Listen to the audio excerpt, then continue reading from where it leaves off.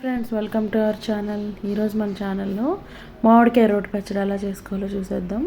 అందుకోసం మనకి ఒక 2 ఇంగ్రీడియంట్స్ ఉంటే సరిపోతుందండి. చాలా సింపుల్గా ఒక 10 మినిట్స్లో పచ్చడి చేసుకోవచ్చు. నేను ఒక మామిడికాయ తీసుకొని సన్నగా కట్ చేసుకొని పక్కన పెట్టుకున్నాను. దానికి సరిపడా కారానికి సరిపడా నేను ఒక 15 ఎండుమిర్చి వేసుకొని వేపుకున్నాను. కొంచెం వేగిన తర్వాత ఒక 1/2 స్పూన్ మెంతులు, 1 స్పూన్ ఆవాలు వేసుకొని బాగా ఫ్రై చేసుకున్నాను. ఆ తర్వాత అవి పక్కకు తీసేసుకున్నాను. మిక్సీలో వేసుకొని రోలు ఉంటే రోట్లో అయినా దంచుకోవచ్చండి.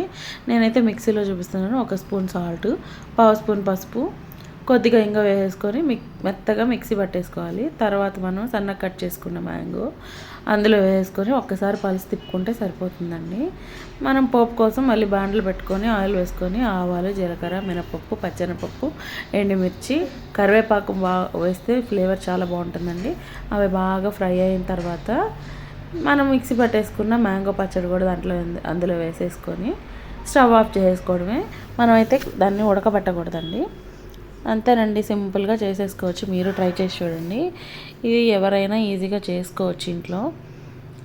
మీకు కనుక నా వీడియో నచ్చితే లైక్ చేయండి, షేర్ చేయండి, సబ్స్క్రైబ్ చేయండి. Thank you for watching.